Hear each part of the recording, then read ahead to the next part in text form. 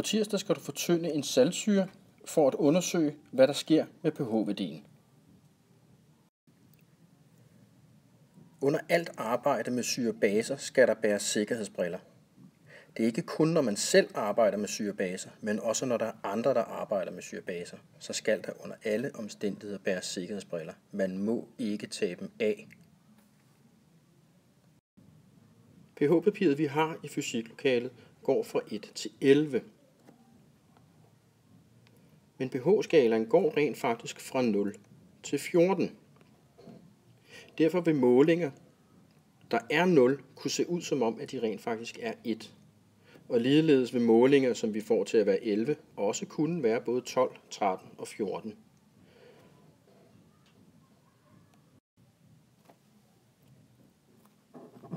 Første måling, den foretager I direkte i syren. Det I gør, det er at sikre, at låget lige sidder ordentligt på. Vender flasken på hovedet og vender den igen. Så skruer I proppen af.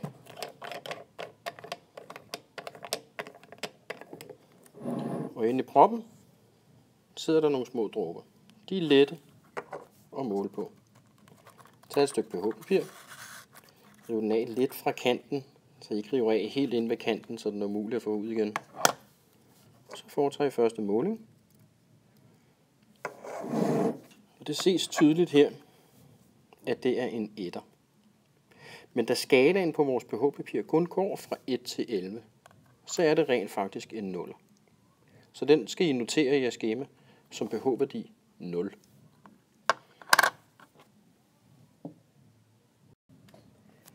Til anden måling, der skal I måle præcis 1 ml saltsyre af.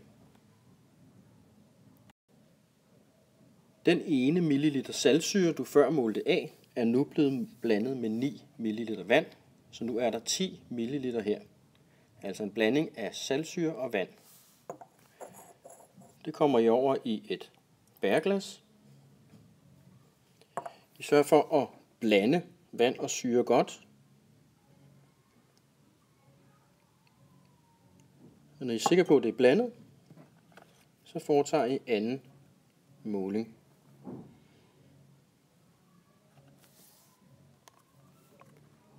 Nu kan man se, at der er forskel på de to farver. Men de er begge to meget røde. Den anden måling her har pH-værdien 1.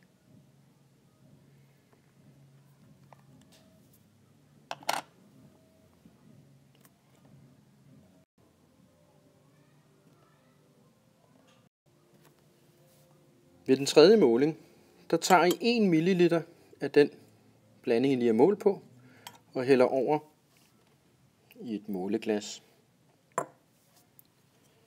Derefter tager I og hælder 9 ml vand oven i den her blanding. Så 1 ml for det, I lige har taget eller målt på, og så fylder I efter op til 10.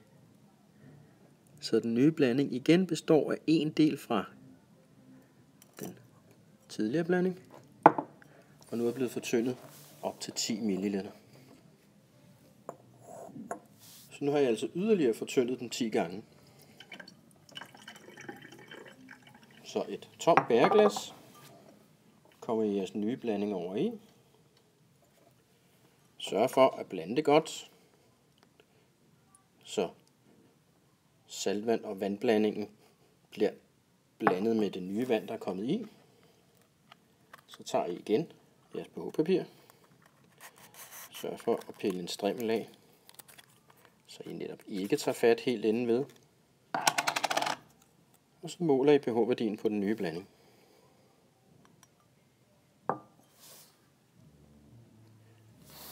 Sådan fortsætter I, indtil I når pH-værdien 7.